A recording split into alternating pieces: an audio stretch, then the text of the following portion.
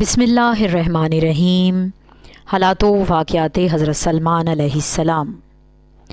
جناب سلمان سے روایت ہے کہ حضرت صلی اللہ علیہ وآلہ وسلم نے مجھے آزاد فرمایا اور میرا نام سلمان رکھا۔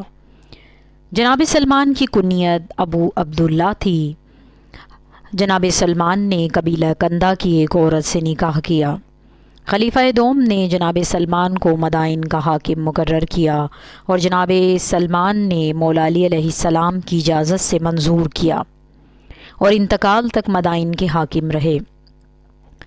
بیت المال سے جناب سلمان کو سالانہ 5000 درہم کی رقم دی جاتی تھی۔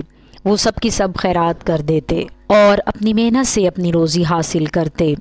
ان کے پاس ایک چادر تھی جس کو آدھا بچھاتے اور آدھا حصہ اوڑھتے۔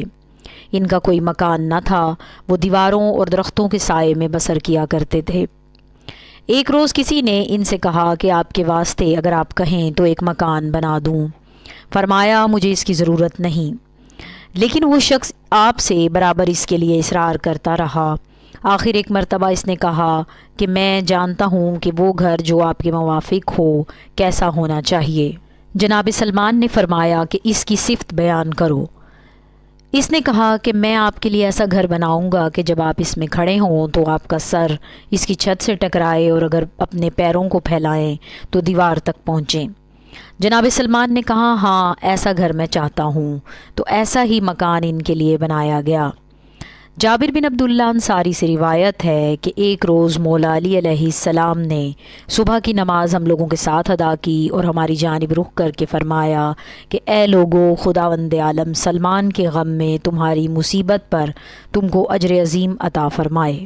لوگوں نے یہ سن کر بہت چیمیں گویاں کیں۔ پھر مولا علی علیہ السلام نے جناب رسول خدا صلی اللہ علیہ وآلہ وسلم کا امامہ سر پر باندھا اور حضرت کا ہی پیرہن زیب تن کیا، حضرت کا عصا ہاتھ میں لیا، حضرت ہی کی تلوار حمائل کی، حضرت کے ناکہ پر سوار ہوئے اور کمبر سے فرمایا کہ 10 قدم شمار کرو۔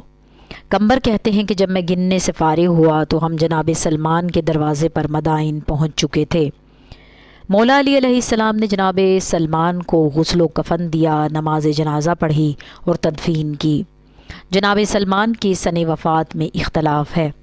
بعض روایات میں 36 ہجری، بعض میں 38 ہجری اور بعض کے مطابق مولا علی علیہ السلام کے دور خلافت کے ابتدائی سالوں میں جناب سلمان کا انتقال ہوا۔